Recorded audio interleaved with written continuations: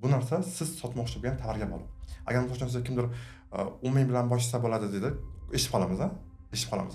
40 ming bilan boshlasa bo'ladi, 100 ming deydi-da. С одной стороны, bir tomonda ularniki ham to'g'ri.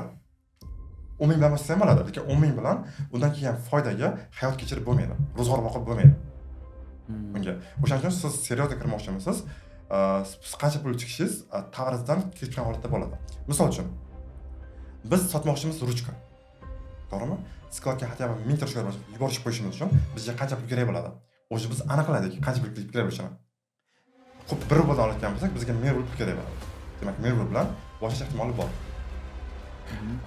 Agar biz sotmoqchimiz обычно обувda, средняя kassada sotmoqda 900 bo'lsa bo'ladi. 1000 ta obuvni yuborishimiz uchun bizga 900 pul kerak bo'ladi. Demak, bu yerga aniq javob qancha pul chiqishligingiz bu siz sotmoqchi bo'lgan tovarga bog'liq bo'ladi. Именно определенный summani gapirish bu yerda o'ylayman noto'g'ri. Hammaga bir xil summani.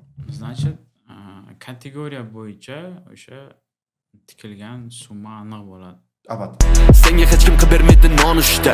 Foydasi bo'lmagan va bo'lmaydi nolishdan. Qo'rqma hayotda o'zingnikini olishdan. Qo'rqim bir umr bitta o'rinda qolishdan. Maktabda senga buni o'rgatishmaydi. Maktablar tayyorlamaydi lider. O'rta klass ishlaydi va doim deydi. Ular doim berganini yeydi.